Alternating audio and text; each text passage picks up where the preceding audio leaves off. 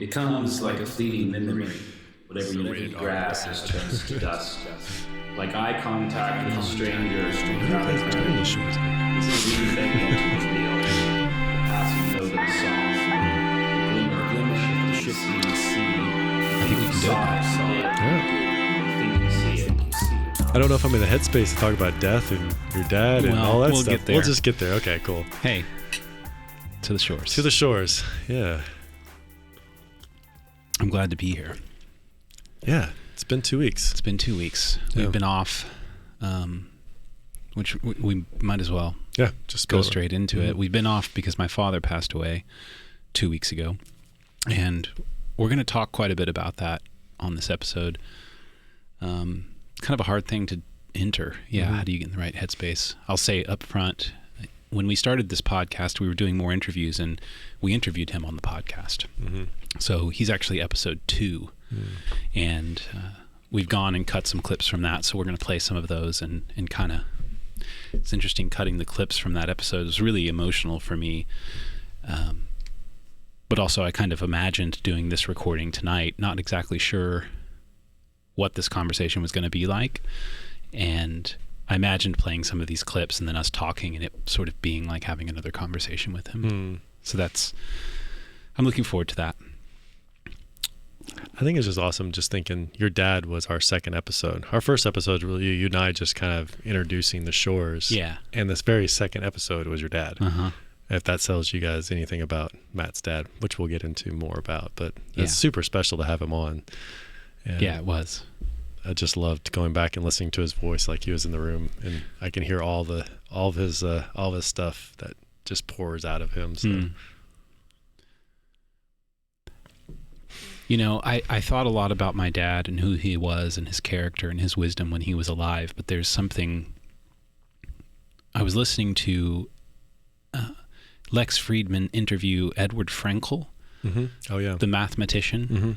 Great episode. And he was talking about his father dying.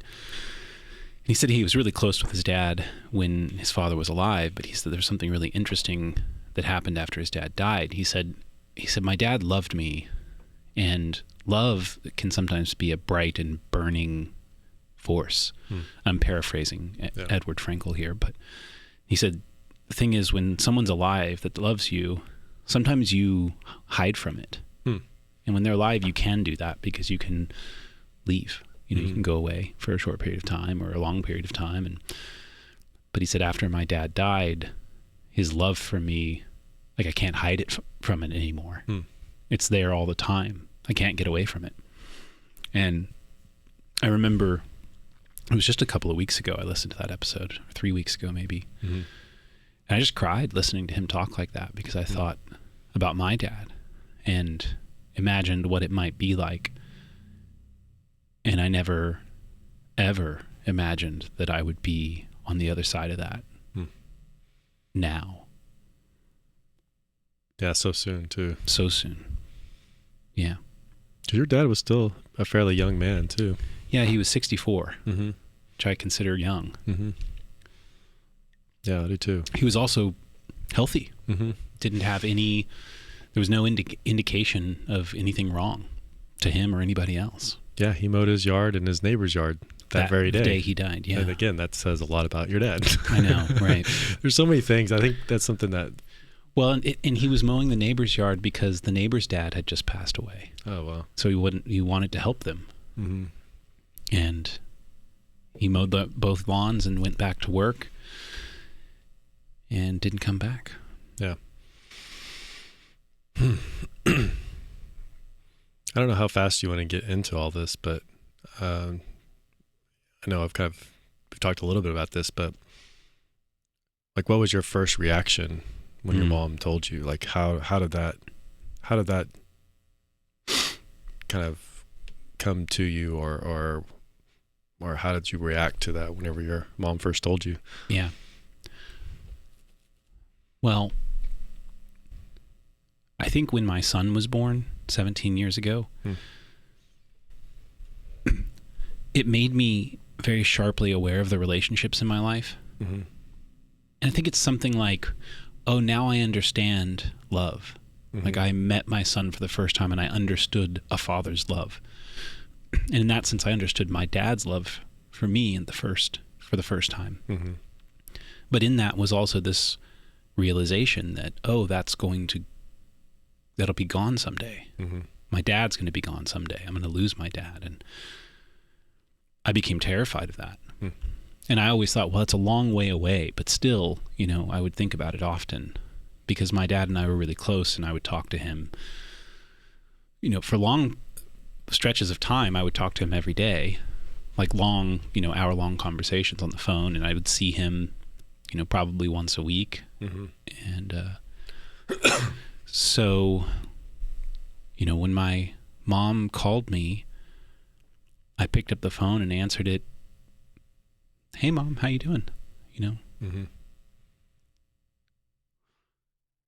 And she was crying and could barely get the words out and just said, I have horrible news. Mm. I think she said, Dad has passed away. Mm. And it had just happened.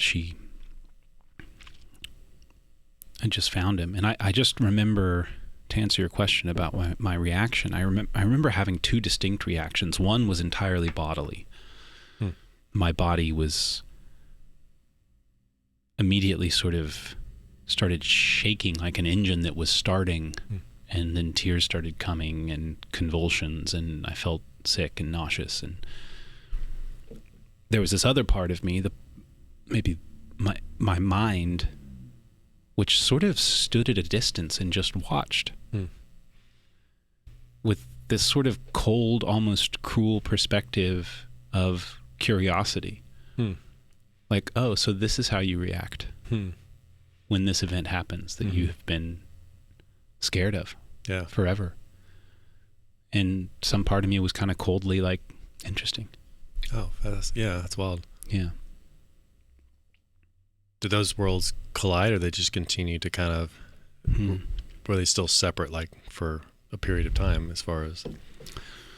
I think I was aware of the separation for the first 5 minutes. Mm-hmm. I can't actually say. Time is such a weird thing. I have experienced time in a very strange way these past couple of weeks. It's simultaneously gone very quickly and very slowly. I think there was some resolve and some immediate, okay, what do we need to do? What do I need to do? I need to get to where my mom is. I need to get my brother and sister there. I need to tell my kids. It was sort of immediately like, I have these things that I need to do. And that was enough for my attention to resolve my sort of physical and mental state. Towards something.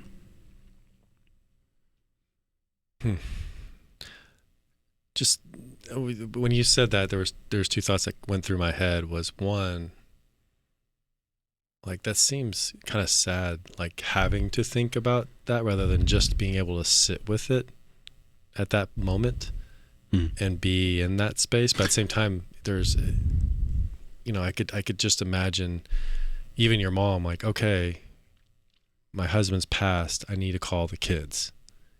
She even has that sort of, there's things I need to do, right? Like obligations or whatever it might be. And I was kind of resentful toward myself. Like, why couldn't I just be fully present in that moment? Yeah. But in a sense, is that necessarily a good or a bad thing? Yeah. I don't know. Well, I don't know, and I don't know that we have any control over it. That part of you that sits outside of your, like, you can be having a mental process and watch yourself have a mental process at the same time. Yeah. And you don't really get to choose not to do that. There are some activities, I think that's what we talk about when we talk about a flow state. And maybe it's especially in the midst of trauma, something traumatic. Yeah. It's not possible to be fully resolved. Maybe there's some protection mechanism there. And I know some people, they split like that and they never resolve. They never come back. Yeah. Again, just thinking about the different reactions I've seen, like there is also a crumbling that can happen where you become disabled almost, Yeah. and that can be kind of scary. And then there's also the aspect of when you're around friends and family, there's a certain allotment that those people around you allow you and almost provide that space for you to have that moment of you're allowed to lose control. Yeah. Responsibility is not your problem, and there's sort of an allowance to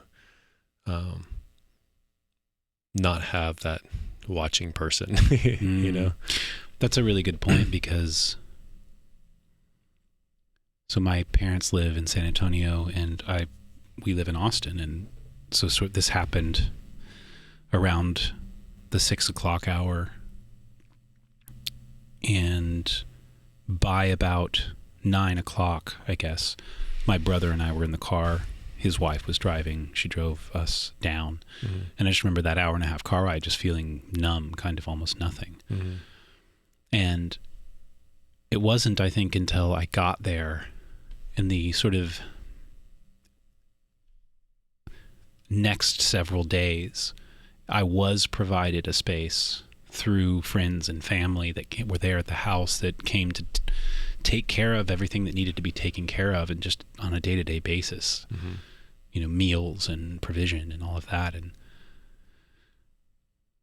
I spent a lot of time grieving in many different ways. Some of it sobs, some of it just I sat and stared. And I was able to do that without that split, without the part of me watching myself. And I think that maybe I can attribute that to something like you were saying, that the responsibilities were taken care of, so I could just be there. And I feel really grateful for that. Yeah. So definitely something I feel like, it's kind of built into cultures and mourning, is that sort of, why even with when babies are born, you bring people food, you try to allow people to be in that space and in that moment. And, I think probably that'd be interesting to look at other sort of ceremonies around death and how that helps facilitate that space. I mean, like you hear of, like, I don't know, I won't get this exactly correct, but in some Jewish circles where it's there's time for just wailing and crying, and it's almost maybe even exaggerated in a sense, but it's more about making sure you go to that place. And I can see the healthiness of that. Like, no, we're all just going to lose control right now. What do you mean by that, lose control? What does that mean to you? Well, it's kind of like how you were explaining it, is you're not paying attention to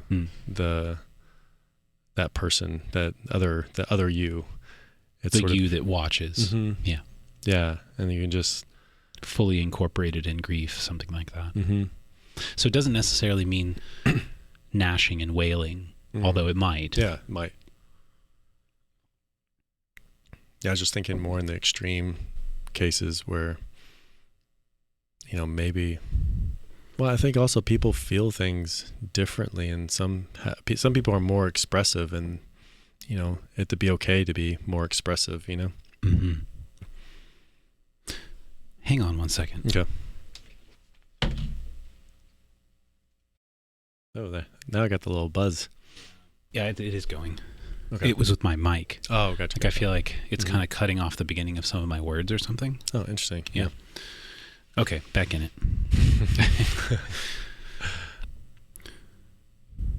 Yeah, I think that's something. Death is kind of confusing to me in a sense, like how we process that, and I see different people process it differently, and so that's why I'm just curious, and that's kind of why I was asking you the questions. Is like, how do you feel? And it might be too early to really talk about it this way. I don't feel like I've actually done much processing. Yeah. Most of me doesn't believe that it's real.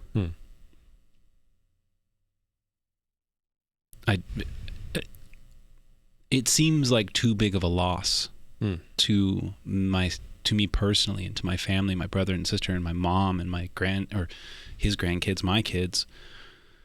I don't know how to gauge it. I don't know how to imagine it. Yeah. So something inside of me just, let me read you something about that.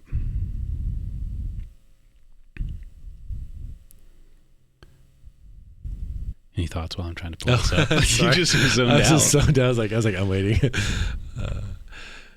No, I think that's, as far as, how you process things, and, just seeing, even when my dad passed, like Allison versus myself and my mom and my sister and my brother,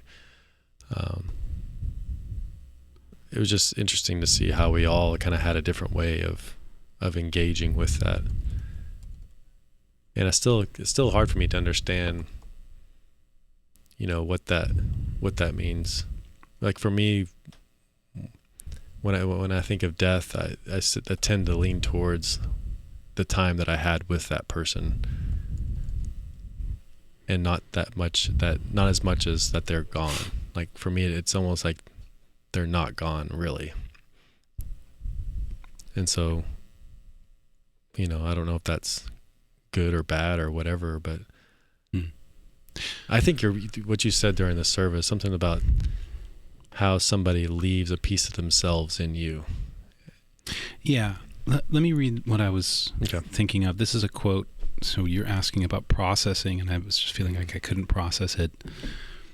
Mark Twain wrote this little passage about his daughter dying, which I think the death of a child is always a shock.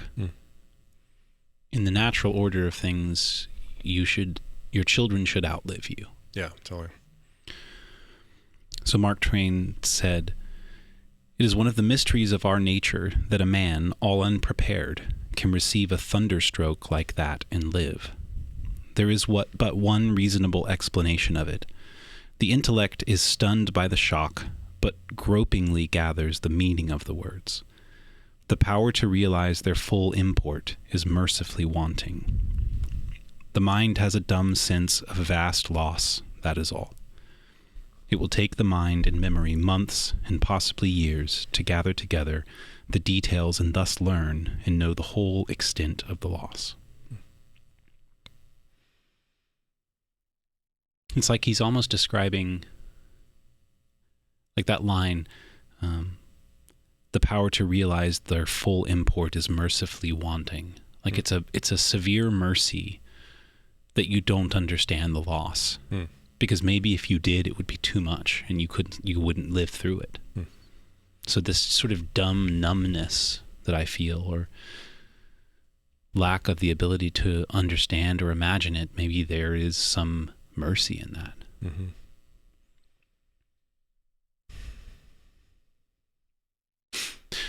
But I do like where you're going with that question of like, well, what is death? And really, what is a person as well? Because I have been thinking about this idea that, and I said this in my eulogy, that it's almost like just in the way that whoever it is that you are is distributed across time. Young Michael isn't the same as current Michael, isn't the same as old Michael. There is a sameness, there is a oneness, but you can't say that those are the same three men. I think there's almost the same thing when it comes to people being distributed across a collection of other people. Everyone who knows you somehow uniquely. And so if I want to know you, I also have to know the people that know you. If I just know you and I don't know your wife or your kids, well, I don't know you as well as I could. Yeah. And it's almost like part of who you are exists inside of those people. And what does that mean? I don't know exactly. Yeah. It isn't like they just have some information that they can relate to me. Knowing you isn't about collecting and gathering bits of data. It's relational. Mm-hmm. And to know you, I also have to have a relationship with those people that you have relationships with. Yeah. And so I sort of took that idea and I thought, well, and I paired that with, I had this memory of when I was a kid. I was probably 9 years old, and at that time, my parents and brother and sister and I were living in Boerne, Texas. And my dad was a licensed professional counselor. He was a therapist, psychologist. And we had previously lived in Austin, and his practice, he was in private practice, was in Austin. That's where all his clients were. And so at this period of time, my brother and sister and I were all young, and he was spending 5 days a week in Austin so he could make the money to support our family. And it was one night I missed him really bad. It was pretty late at night. I might have woken my mom up, upset, and just told her how much I missed Dad. And I think she tried to get me to go back to bed. And finally she called him and let me talk to him. And I just remember feeling this sort of like sad relief. Like I was sad he was gone and I missed him, and I heard his voice, and it didn't exactly relieve the missing because he still wasn't there. Yeah. But there was relief in it. Like he is there. Mm-hmm. He is coming home. And I had this moment a couple days after he died where I remembered that. And I thought, my dad has always been the one that I call at the end of everything. Mm-hmm. And he is that because it's almost like there's some part of me that I can only access by talking to him. Said another way, but I think a less powerful way, it's like there are things that I can only work out when I work them out with him. Mm-hmm. But I want to say it differently, which is that there's part of me that I can't commune with, I can't look at, I can't access at all, except through him, which is almost to say the same thing as if I want to know you, I have to know the people that you love. If I want to know myself, part of that exists in him. So I've got to commune with him. So there's part of me that's in him. And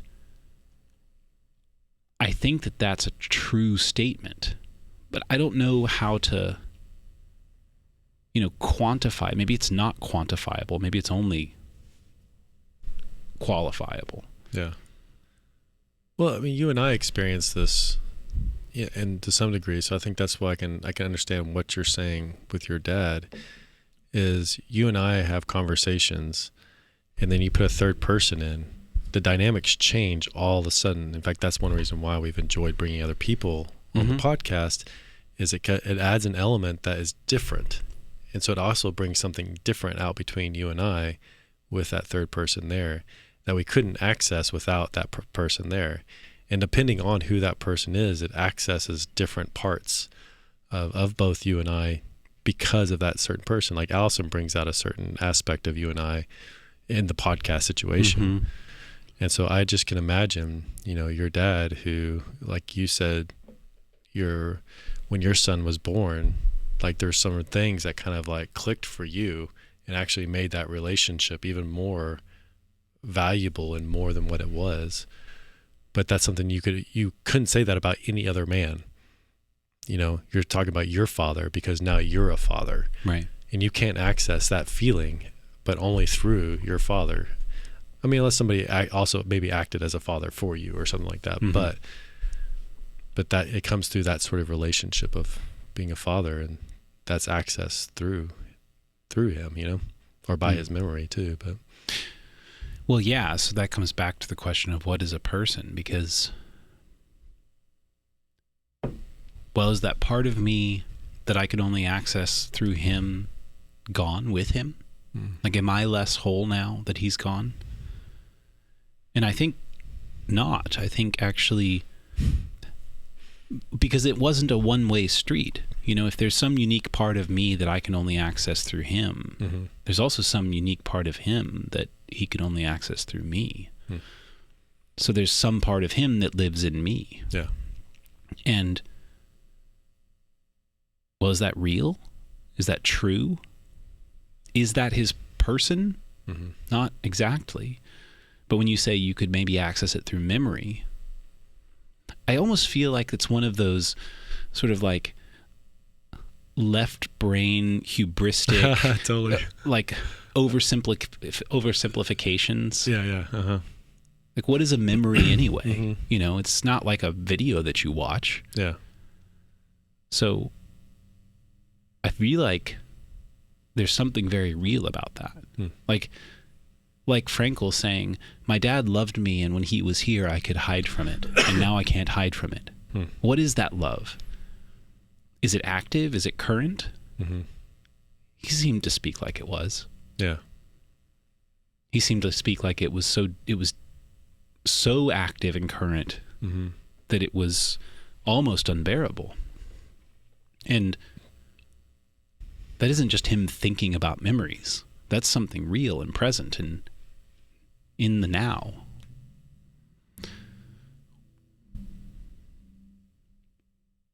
I think I have a hard time kind of grasping this in a sense. I've got a few things, a few confusing thoughts in this area. You know, there's this part that, because I agree with your idea of like the left brain sort of statement of this is how this works, and you know, memory and that kind of stuff. But again, the relational and experiential part of it is there's something real in how can you define like what is real? What is real? Yeah, because like a dream, is a dream real? Well, that's an interesting. Maybe this is a bit of a detour, but I wrote this sort of essay, memoir, short memoir kind of thing about like my memory of being born, because I have a memory of being born, and I wrote it. It's up on my Substack. You can go find it. And somebody commented at the bottom of it and said something like, "Well, how do you know this is an authentic memory or true memory?" And so there's something interesting in that because, well, I don't. You know, maybe I made it up, but if I did, I made it up like I made it up before I had any other memories. But either way, it's like I can't corroborate it. No one else was there to say, yeah, I have that memory too. And there's no evidence that I can pull to say, you know, like, oh, look, I have the T-shirt, I was there. And then I started thinking, well, what does it mean for a memory to be true? Because most of our memories are false anyway, on a factual basis. Yeah. And then I thought, well, maybe it's a silly question to say, is that memory true? Because when you have a dream, you don't say, was that dream true? Like that sentence doesn't make any sense. What is a true dream? There's no such thing. Dreams are dreams. They are what they are. You can interpret them. You make of them what you will. So what does it mean for something to be true? What does it mean for something to be real? Well, it's interesting. I mean, so there's one thing is the experience itself, but then the memory of it. And I think our memories can kind of tell us the story that we want to believe in a sense, you know? I think it's necessarily true that that's the case. Memories are stories. They aren't facts. Yeah. I mean, even if you remembered an experience factually accurately,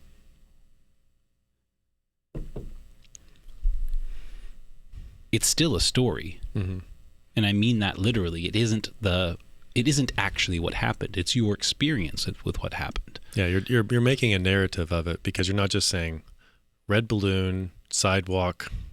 You know, you're like, right. I was on the sidewalk and I was carrying this red balloon and I felt happy. Or yeah. I mean, think about, you know, all of the high profile trials that we've had recently. We have all this camera footage, and you would think that, oh, it's on camera, we know exactly what happened. That's not the case. Show a different angle, there's a different story. Third angle, third story. How do we resolve these things into one? We still need the trials. The video doesn't settle the case. And your memory is something like that. Like you are one camera in a panopticon of other people who are experiencing things with you. And they're telling different stories. Yeah, take siblings, for example. I was telling Aiden this at because I kept like saying my son. Yeah, sorry, Matt's son. And so we were talking about Mike, but I kept saying pop pop the whole time. And I was like pop pop pop pop pop pop. I was like I think I'm just gonna call him Mike, okay, from here, because I just kept saying pop pop. That's what they call Matt's dad, his grandkids. Yes, that is an Arrested Development Is reference. it really? Yeah. That's awesome. My dad loved that line. Pop pop gets a treat. That's hilarious. Well, I was telling him, my brother and my sister called my grandparents 4 different names. I have no recollection of that. I thought they were all grandma and grandpa. We just call them grandma and grandpa because that's what they are. They're old people that are either a female or a male, grandma and grandpa. And my sister's like, no, there was Mimi and there was Papa and I was like, I just have no recollection of that. And we lived in the same house and knew the same people. Right. So, yeah. So, I mean, memory is like, even among siblings can be experiencing the same things. Yeah. Can be completely different. Well, and so I have this sense that, like, I actually feel devastated. I feel destroyed that I can't call my dad anymore. But I also have this feeling like that doesn't mean it's not over. He's not, like, the story's not done, and he's still a part of that story. And I find some rest in that, some stability. Yeah. I was telling this story at his memorial service. My dad had this way of planting these, what I called to myself, time bombs in my head. And it's like he would say something to me, or he would do something in a particular way, or love in a particular way that it was lost on me. I didn't understand, didn't see. Maybe I didn't even notice. And then sometime later, I would see it. And it was like a bomb went off and I saw everything differently. I mean, it's almost similar to how I saw the world differently after my son was born. And, those things are still in me. There's still all kinds of things that my dad sowed into my life that I'm not aware of. And I think we had this conversation about your dad about 1.5 years ago. Has it been that long? Yeah, about. And you were reflecting on the same thing. Like, there's parts of you that are him, and you don't realize it. It's like you're, in a sense, sort of what you might think is going by intuition. Yeah. And then you realize later that, oh no, this is the instruction set that was engraved into me, and it came from him. Which is fascinating. Like, recently, when I don't put lotion on my hands, I look at them and I see my dad's hands. And it's just such, like, I don't know, it's so comforting in a sense. It's almost like I'm experiencing him, bodily, Yeah. And then also when I look in the mirror and I see, it's like, I kind of take after my dad, like facially and stuff. And I see my dad and it's just something that's really, I don't know, it's kind of comforting if anything else, that, and that, like, he almost kind of lives on through me, in that sense. I mean, probably technically, genetically, whatever, but that's not what I'm talking about. Well, it just seems to me like there's something deeply true about that. And you can sort of reduce it to, oh, well, he lives on through me, through my genes. But it's more than that. More than that. Or even, just this week in Emerson played up on Elia's team, high school team. Emerson's in middle school, and they both got hits, and Mimi calls Emerson, and I just overhear their conversation, and she was like, you know what, Papa would be on his feet just screaming for you guys. And so she's also living the experience through his eyes also, like how he would have reacted and how much he would have enjoyed that. Right. And it almost increases her joy for that experience, having that sort of almost like alter, experience, like living through her husband of, 40 something years. I mean, it's the same thing. I mean, on another scale, like, I'll experience something. I'll think about you and how you would have experienced that, or Allison, or it's like, well, that brings up an interesting question, which maybe actually leads me into a clip I want to play from the episode that Dad was on, which is that, can you experience joy alone? And because when you experience joy, I think an aspect of joy, if maybe the primary aspect of joy, is that it is relational. And so I experience joy in something maybe that I don't even like because I know that you like it. And I'll feel good thinking, oh, Michael loves that, or my wife or my girlfriend or my mom or whoever. Yeah. The necessary component, it seems, is something like joy, something like relationship. I think my dad believed that. That almost all of the things. Let me play this clip, and we'll see where my dad takes the conversation. I wonder if it's the one I wrote down. I wrote down something of a similar sense. I'm curious. Well, there's two I'm trying to think of, but I'm going to go with this one. Okay. He described this experience where he was at a conference. I really enjoyed that. He's a wonderful existentialist, atheist, psychiatrist who's been in practice for many years, written a lot of books, and he described this experience where he was at a conference. I don't know if he was leading the conference or whatever. There's several hundred people in the room, and he had people get up out of their chair and face a person, like pair off, and look into each other's eyes and simply ask a single question. The question was, what do you want? Not allowed to ask anything else, right? What do you want? And he said that he's never been in a situation where there was so much deep emotion that came out of that simple little exercise.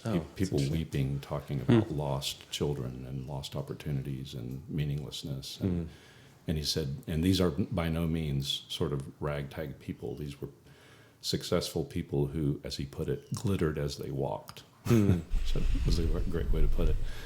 And this, which speaks to the idea that in some sense we all glitter when we walk, right? Nobody sees the turmoil that's going on inside of us, but that simple question, what do you want? I might begin to answer it and then stop and be like, no, that's not what I want. And it just has a tendency of going deeper and deeper and deeper. Like, what do I want? And what I was going to say a minute ago, it may seem rather cliche, but I think it's true, is that, how do you answer that question? What do you want? I want love. I want meaning. I want purpose. I want connection. I want intimacy, right? And all of those things are things in our lives which are nearly impossible to control, right? Like I don't know. Getting those things is impossible to control? Well, maybe that's a little bit of an overstatement. It's not it's impossible to control. It's very difficult. Like, how do I become intimate with somebody? How do I, as some people have said, get the love that I want? Well, yeah. How do I do that? And that ultimately becomes manipulative, and I don't want that, right? Well, it's interesting that all of those things that you listed, all of those things require relationship. They require other people. Yes. And maybe you can't control how you come to those things because it's not just dependent on you. Right. Yes. And so if I answer that question, what do you want? Well, I want to win the lottery, or I want to have a better job, or these things in my life that are fine to want. But I think the things that I most deeply and existentially want are things that exist in a person, right? That's why all of our deepest struggles are personal. Mm-hmm. They're relational. They're not simply because I lost my job or what, issues that are transitional. Mm-hmm. I think to live in a universe where we are persons means that we long for something that is of person. Mm-hmm. We long for something that is personal, and that is the thing in my life that is I have the least control over. Mm-hmm. It's so good. That's actually the quote I wrote down was personal and relational. Yeah. It's such a We great way long of- for something that is of person. Mm-hmm. There's so many things I want to talk about in what he just said off the cuff there. Mm-hmm. And it just strikes me something I was starting to say at the beginning of this episode, which is something like when I referenced Edward Frankl, because he sometimes hid from his dad's love and now he can't hide from it anymore. And I just listen to that and I think, that man was incredibly wise. Mm. And to pack, as I was listening back on that episode, to pack so much insight and wisdom into just a conversation. Mm-hmm. I think that was there all the time, all my life. So much so that I didn't ever, Yeah.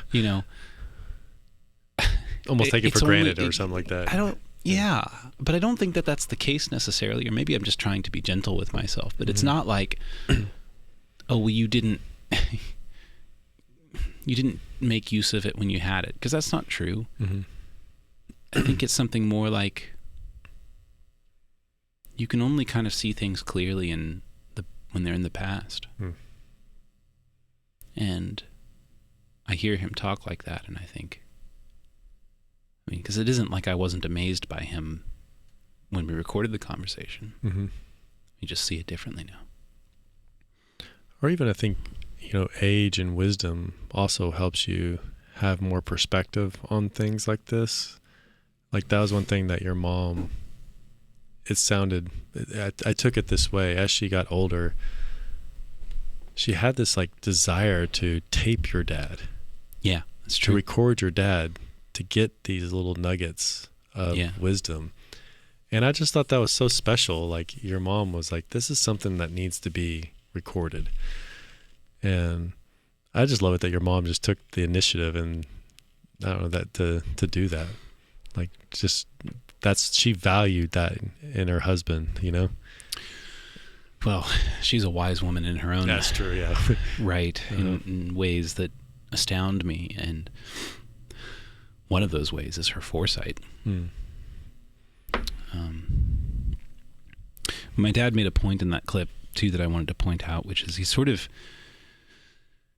said that there are two possible things to want. One is a person. One is personal things that are personal to us, things that exist in other people. Those are intimacy, love, relationship.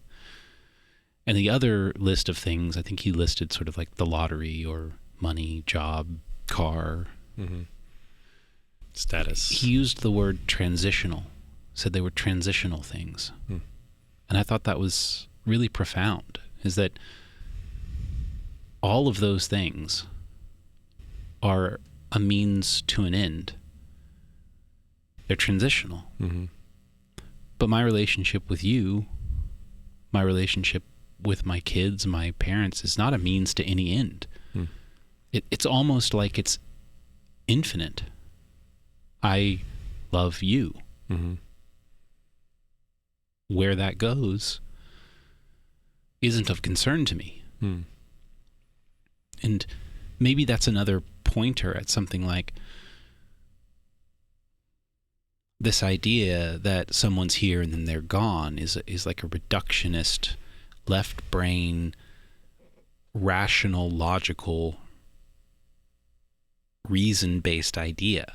And it's leaving something out. Because, so at the beginning of that clip, he was, I didn't cut it very well, but he was talking, I think, about Irvin Yalom and this exercise that he was a part of where everybody squared off and said to each other, what do you want? And it's sort of a never-ending question. Mm-hmm. What do you want? And you might say, I want a better relationship with my son. Mm-hmm. And then you kind of immediately realize, well, if I had a better relationship with my son, would I be satisfied? No, there's something deeper, something else that I want. And you could play this game infinitely. Mm-hmm. And I thought of a conversation, one of the most recent, very long discussions I had with my dad. And during that discussion, he quoted, I think, Peter Kraft. Peter Kraft said, "It may be possible that the only thing that one can truly want is God."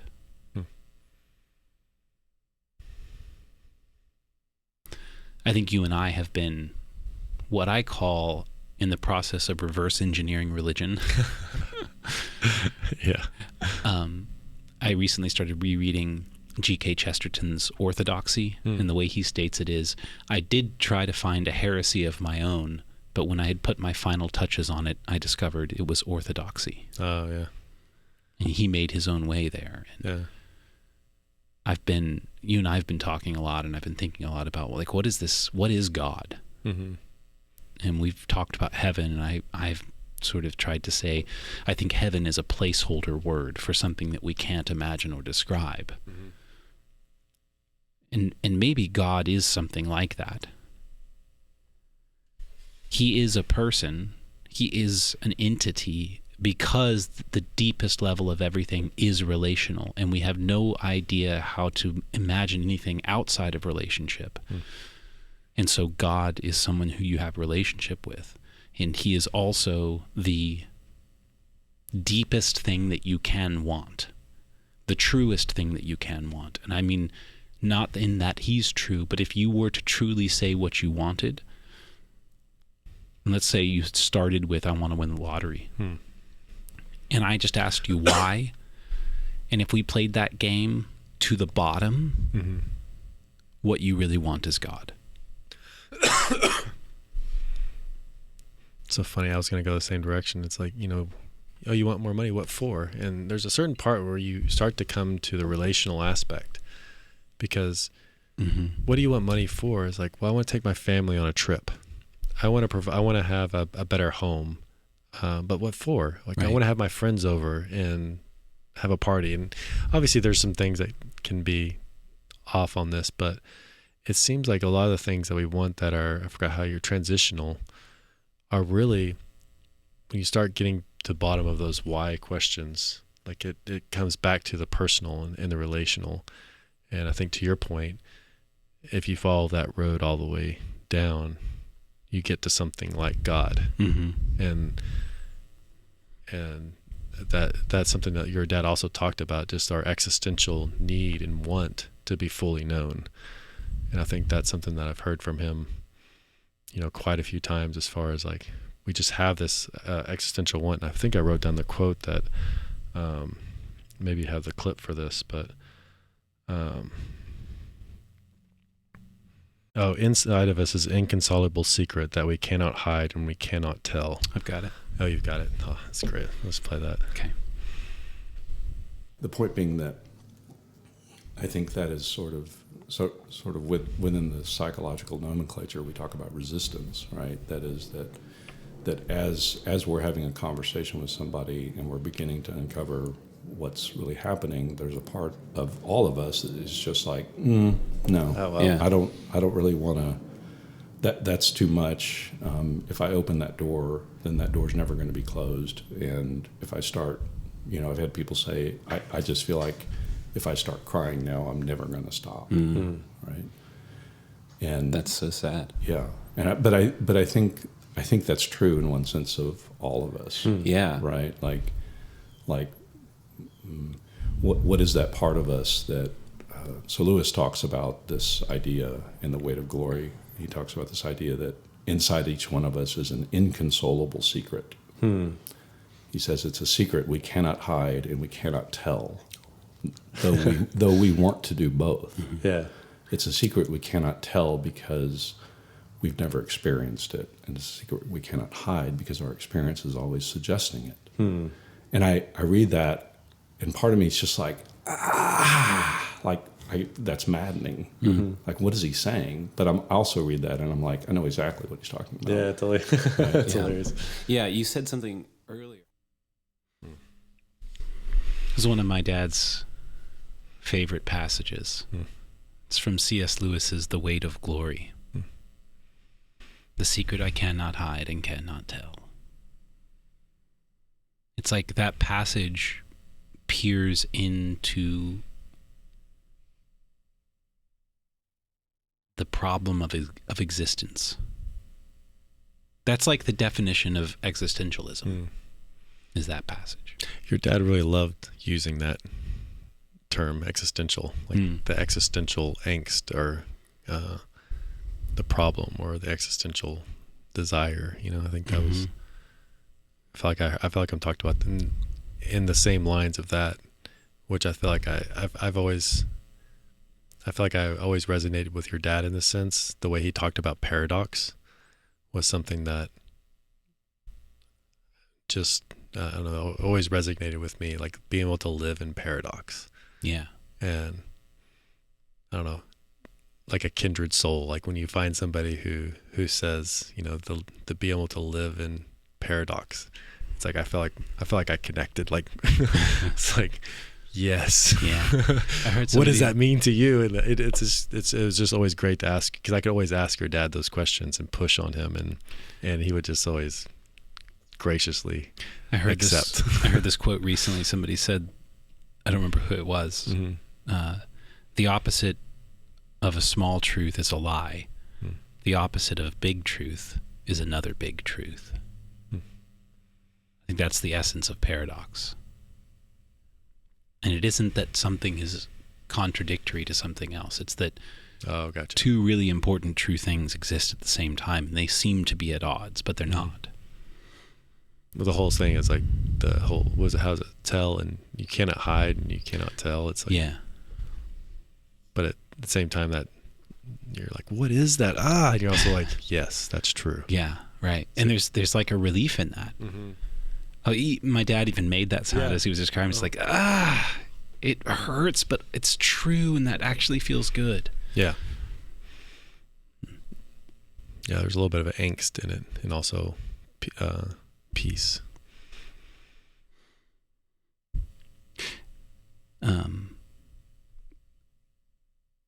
You were talking about my dad liked talking about existentialism, and one of your favorite quotes is, "I know myself, and yet I do not know myself." Totally. It's one of your axioms.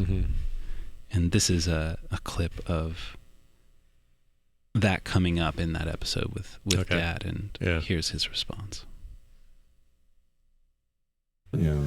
I mean, I think that's part of the dilemma of talking about this. You brought this up, Matt, that like there's this part of me that wants deeply to be known, and there's this part of me that's like, hell no, you're not going to know me, right? And there's sort of this both pull, this invitation to know me, and this other part of me that's just got my fist out and it's like, no, you're not going to know me. And I think I don't know if that's a paradox or an ambivalence, right? And I think that will, in some sense, will always be true, right? And so even as you say, you're perfectly intimate with 4 or 5 people, well, you're not, right? Because nobody knows you completely. Nobody can know you completely. Yeah, you don't even know yourself in that way either. So. Right. And so that idea, but I think that idea still pushes us forward. There's something in me that wants to wrestle. What is that? That's somebody playing their music loud on the street. We don't have a proper studio. That's awesome. There's something in me that pushes toward that and struggles with that, and will always struggle with that. That's not a problem we're going to solve. But I think the dissatisfaction that I have about that pushes me forward, pushes us forward, right? Yeah. Yeah, I was thinking.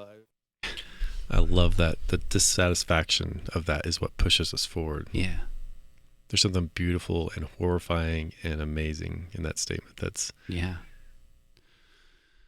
Like if you didn't have that paradox between knowing yourself and not wanting to know yourself, between being known and not wanting to be known, would you move forward at all? I mean, if you were perfectly resolved and perfectly comfortable, well, what else is there to do? There's no moving forward. And if there's no moving forward, then what is there?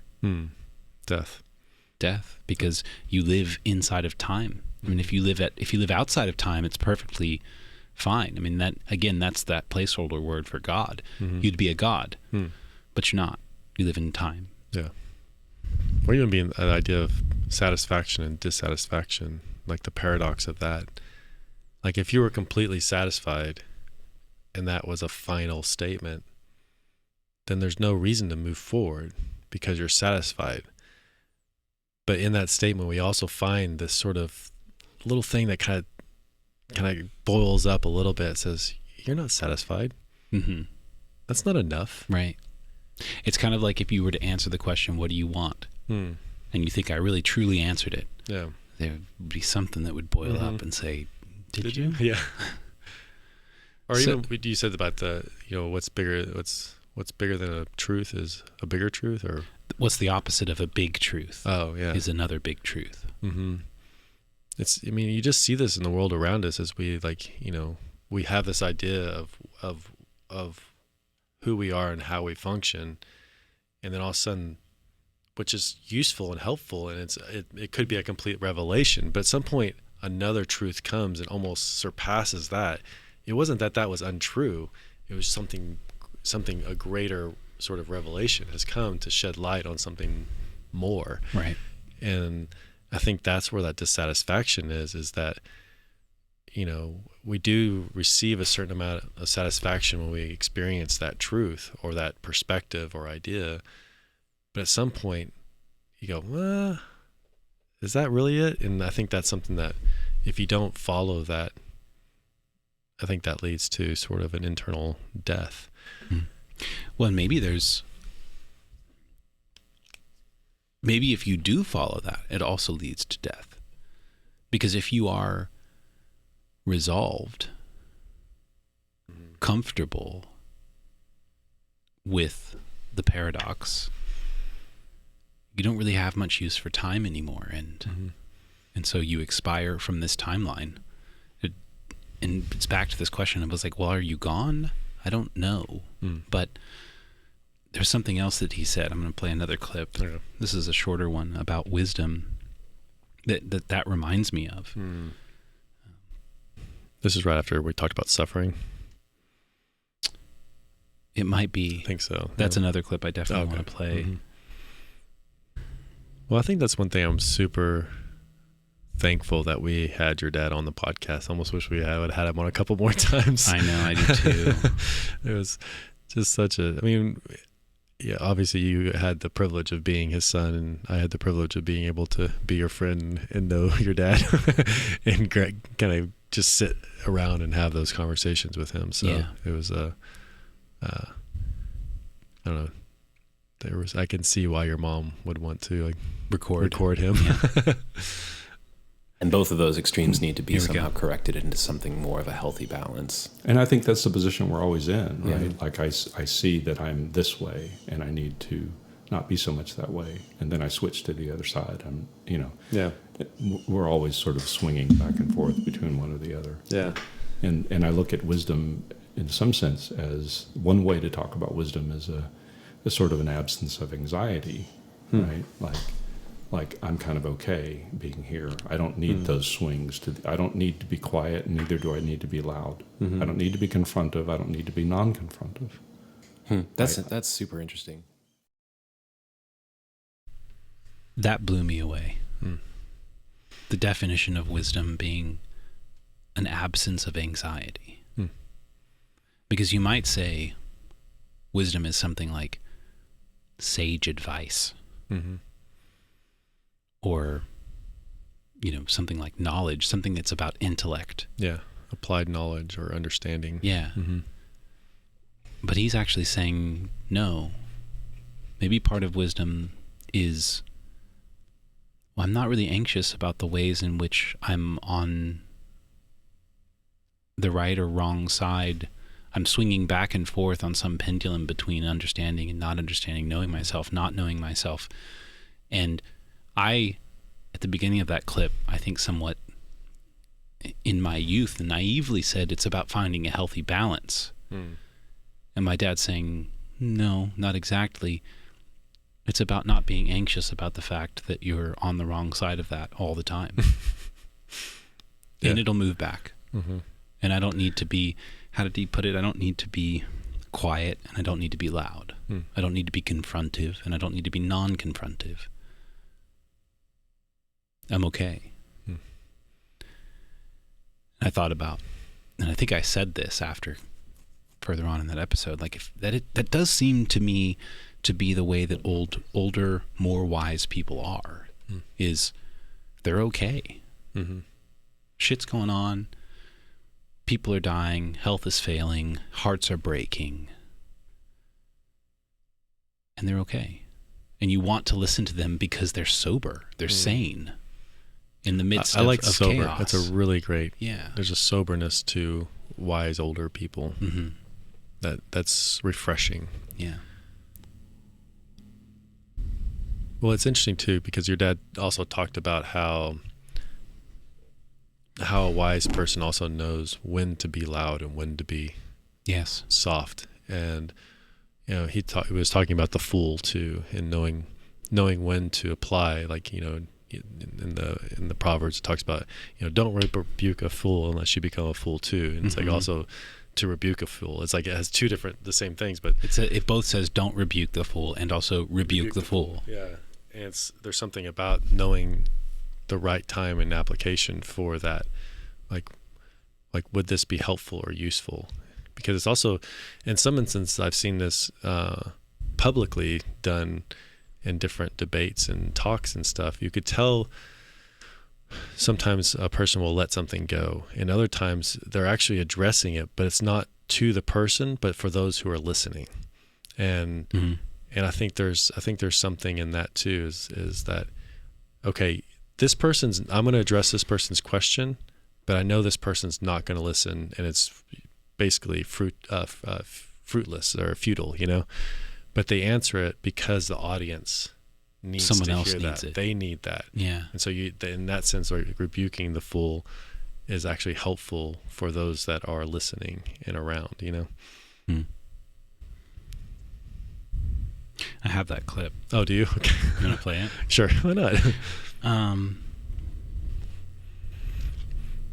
mean, you guys definitely should go back, and it's our episode 2, and it's really I tried to fantastic. I was like, what clips do I want to have on hand? And I ended up pulling like 15 clips because everything he said in that episode was so good. And I'll just tell you right now, skip ahead 10 minutes. Matt and I. Oh, we did an intro. We intro way too long at the very beginning of our Right. podcast. Yeah. So you can skip 10 in, and you'll hit it. I'm gonna skip this clip. There's 2 that I want to get to, and I think I want to end on these 2. Okay, perfect. I would definitely say, because you did a good job of Yeah, summarizing. Yeah, summarizing that. Okay, he had some really good things to say about suffering, which I think is relevant. Well, relevant in a really deep way, and I'll just say I will say it's relevant to this moment, because I think I am, as my family is, as are many friends, clients, family members of Dad's suffering his loss. So let's listen to this. Well, while you're pulling that up, I'll just kind of, I think that's one thing you and I were talking about in the car over, is like how many people your dad impacted. I mean, not only as a therapist, but, there was different classes and seminars that your dad has been a part of. And, your dad interacted not only in a therapy setting, but also at your First Fridays, at Fido Fridays. And,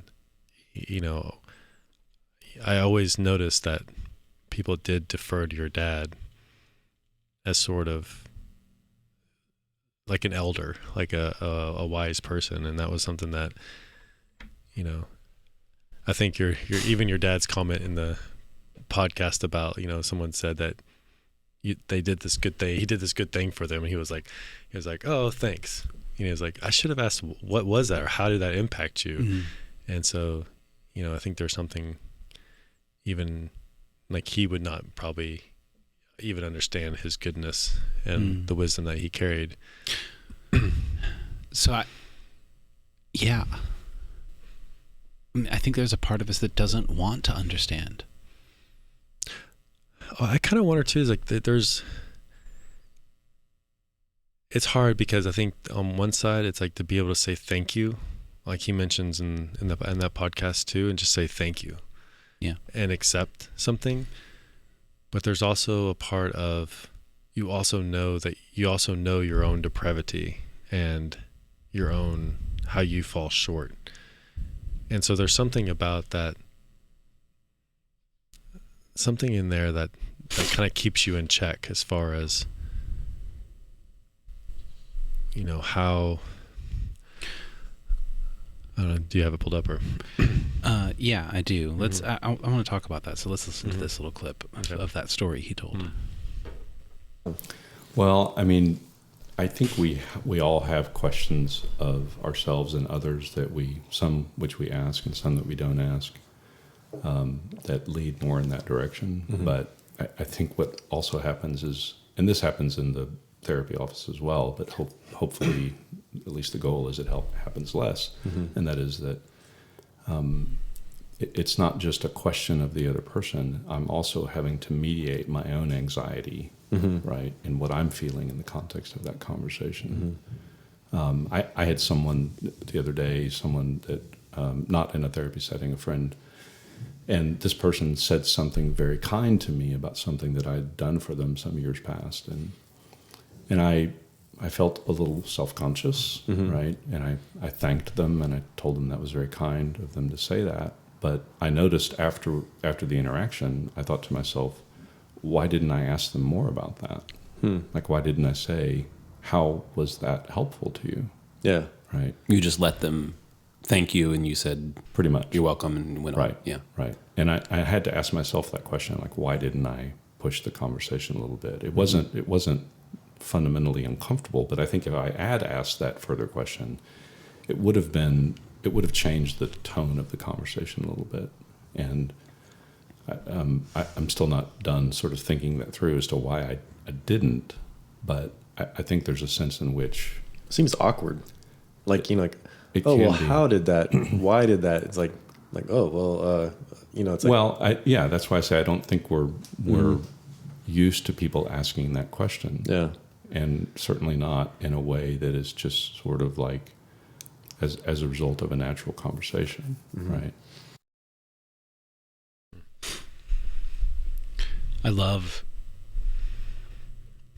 This speaks to the character of my dad when he says, you know, because this whole story that he just told sounds like a rather benign or something. Totally benign conversation. Why would you even think about this? Somebody said something kind and he said thank you. Why would you think a second time about that? And he says, I'm still not done thinking through why I didn't ask a follow-up question. He both, and my two answers for that as to why he was that way is that he was deeply curious in a caring way. He wanted to know because he cared. And he was also intellectually rigorous. And I think he noticed that someone said something and he simply said thank you, but he noticed that he had other things to say. Questions like, well, why? How did that help you? I'm curious to know. And he was self-aware enough to say at the same time, like, I had to mediate my own anxiety about that. I didn't necessarily want to ask the questions that I had to ask. And I don't know why I didn't. And I'm going to keep thinking about it. And as I listened to that little section there, I thought, What would it be like if we asked the questions we want to ask? What kind of questions are inside of you that you're ignoring? Yeah. Just in typical, everyday, benign conversations. Mm-hmm. You go to the bar to order a beer or order a coffee. You have some question. You don't ask it. Mm. And you say because, well, it would be socially awkward, or I'm anxious or in a hurry, something. Mm-hmm. But if you asked the questions that you have to ask, which you really don't have any control over, the questions that you have to ask just spring up out of the ground of your soul, and you either ask them or you don't. Yeah. What if you asked them? Would your life be better? Would your relationships be better? I think they would.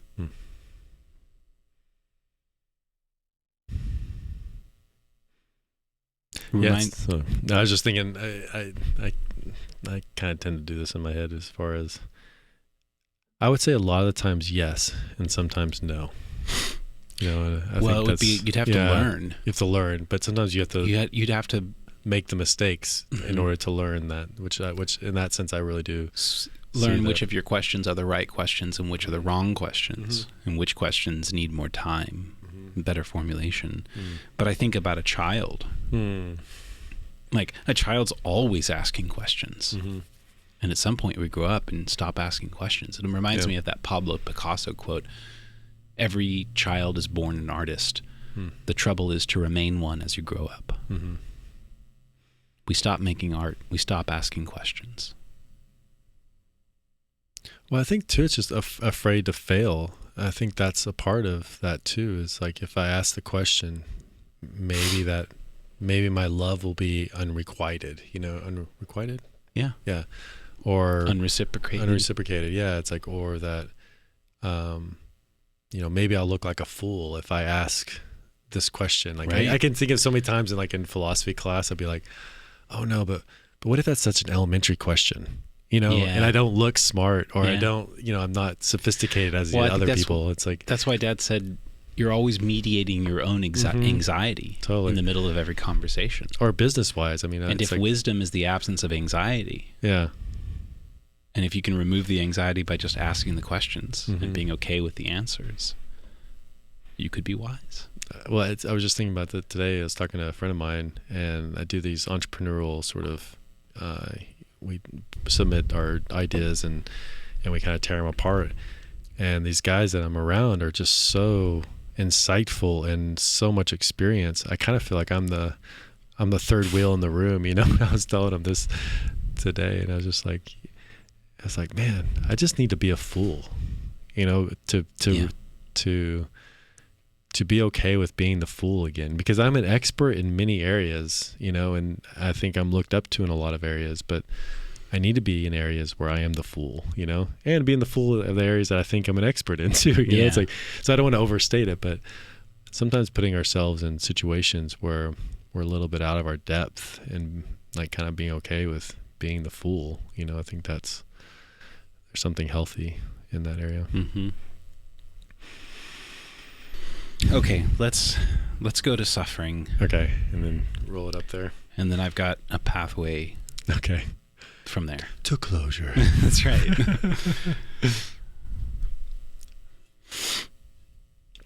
I like when we listen. Think about like suffering. Like this is what were you gonna say? I like it when we listen to these clips, because I hear myself laughing at the very same places I laugh in the clips. Yeah, and actually at some point on the recording you said awesome. You said that's awesome, and I watched you mouth that's awesome in real time. That's hilarious. It's like back to free will versus determinism. Are you just a program? Totally. Yeah, exactly. Okay, here we go. like suffering. Like this is something I've really so in my ideal world, I could learn things without suffering, or without going through a very difficult situation in order to learn a very valuable and deep and transforming lesson. So far, that has not been experientially true. It seems like all the things that mean the most to me are the things that I've really had to work through or suffer through. You know, it's like, because like there's kind of this idea of like extracting suffering and everything will be okay, but that doesn't really. It doesn't seem like that's. I want it that to be true, but it doesn't seem to be true. I don't know. Does that? Yeah, I mean, have you not read Proverbs? Yeah. So Proverbs says, in wisdom there is much suffering, right? And we know that people that we intuitively know that we know people that are wise, and sometimes they're older. Most of the time they are older, and I think part of the reason why they're older is because they have been through an immense amount of suffering, right? They bear the scars of that on their face. It's like that song. Which one? The one you talk about your family tree. Oh, yeah. Full but broken. And you bear it in the lines on your forehead. Yeah. Yeah. It's interesting that yes, we do somehow intuitively know that wisdom requires suffering. Why do we intuitively know that? Because we've never experienced anything different? Maybe because suffering, the definition of suffering is the gap that exists between what you want and what you have. Right? And I'm not talking about enough money or whatever those things are. I'm talking in terms of the deep longing of my soul, right?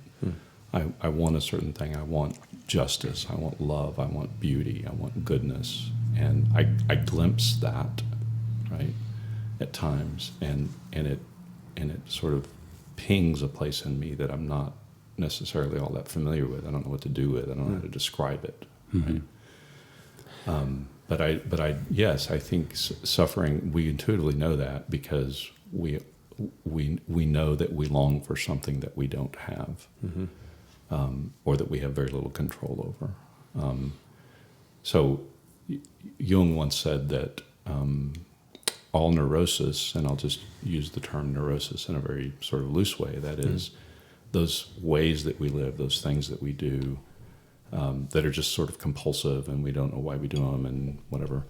All neurosis is an alternative to legitimate suffering. The idea being that the reason why I am out of control, the reason why I do things I don't want to do is because I have legitimate suffering in my life and I don't want that. Yeah. And it's that suffering and the refusal to enter into that suffering in one sense that drives me to do things that are maladaptive. Wow. Right? So,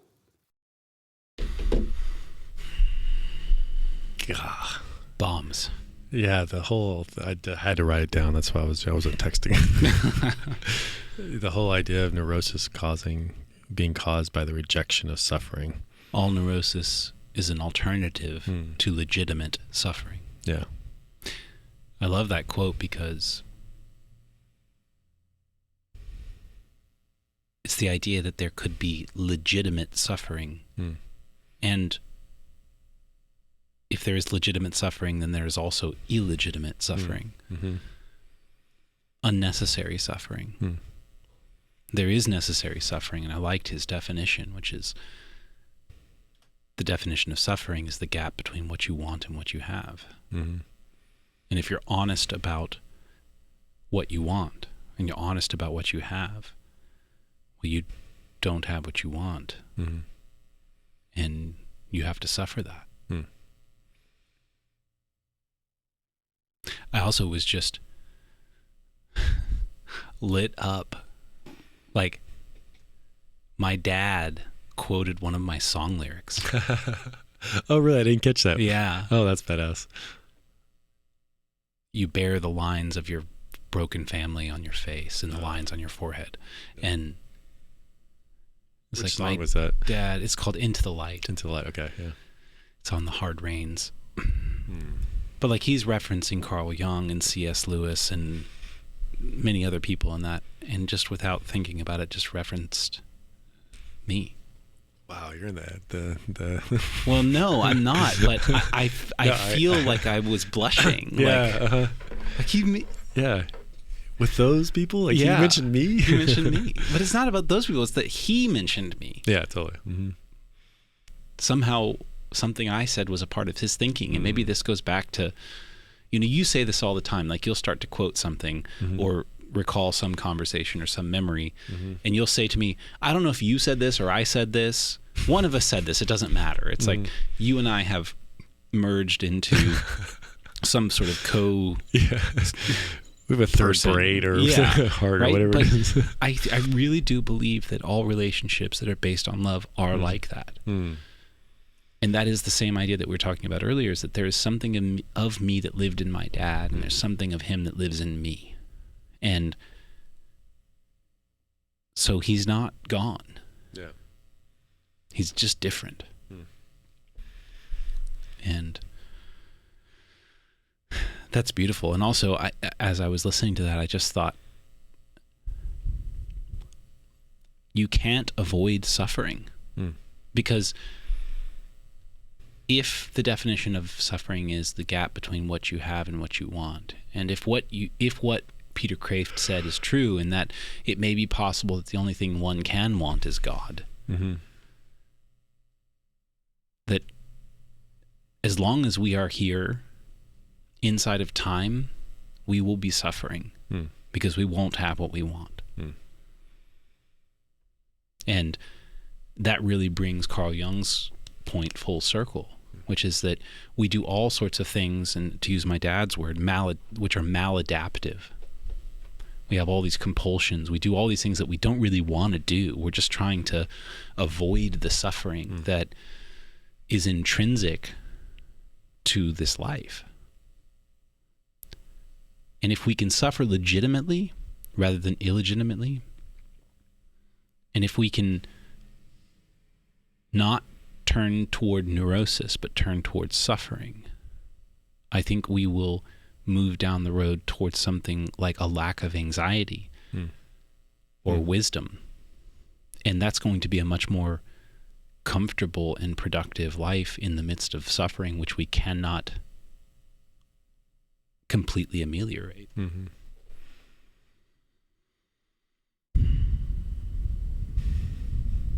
I'm curious, like, just because we're kind of wrapping up and stuff like that. It's like, one statement of yours that you said at your dad's sort of eulogy, I guess, is that your dad was a good man. And I love that because I feel like I heard that and felt that and experienced that from everybody there. And there was something about that was true and real, because when people said your dad was a good man, and you kind of made the statement with, I could say he's great, but it almost kind of obfuscate who he was, because he was a good man. That means he was faulty and not perfect. It's like it's kind of like it's all summed up in that same thought or idea. Like, a good man is both faulty and good, and I felt like that's something that I experienced from everyone there. Like, he kind of had a even your mom. I love your mom's. It's like how she talks about him too. Like, he can be stubborn or whatever. It's like, and it's like. And arrogant. Yeah. And he knew that. But you could still, that statement, a good man, applies. Yeah. Even with all those things, because we are all those things, And there's something that, I don't know, I think that's something I aspire to. Like, I was telling a friend of mine today, I was like, man, it's like when I was at Matt's dad's funeral, like, that idea of a good man is like, I want people to say that about me at my funeral. And I felt like you could say that about Mike and nobody could bat an eye at that. I was just like... Well, the thing that struck me is that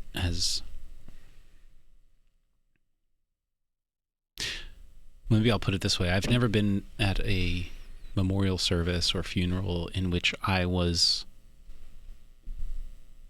sort of immediate family. I mean, I've had grandparents die, aunts die, doesn't exactly make me immediate. I mean, it is immediate family, but this is immediate in the way that my father died. People wanted to talk to me. In those scenarios, some people wanted to talk to me, but so I had a lot of people talking to me, and I had a lot of people say to me something like that, like he was a good man, and it struck me without fail in every single instance that they weren't telling me that because they wanted to comfort me. They weren't telling me that as a means of condolence. They were telling me that because they believed it to be true. They experienced it. They experienced it to be true, and it was worth saying. And that was powerful. Yeah.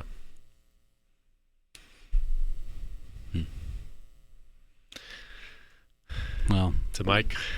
Michael T McCloskey, we love you. Okay. There's more clips I want to play, but I just encourage you to go listen to it. Yeah. And I decided that I'm going to let Dad take us out on this one. All right.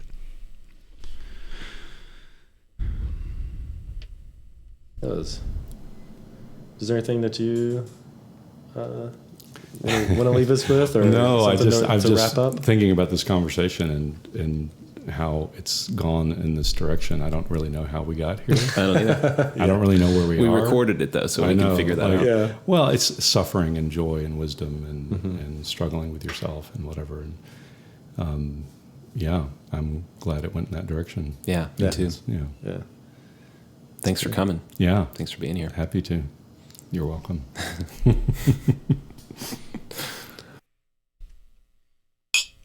Cheers. Cheers. Love you, Dad. I love you too, Mike.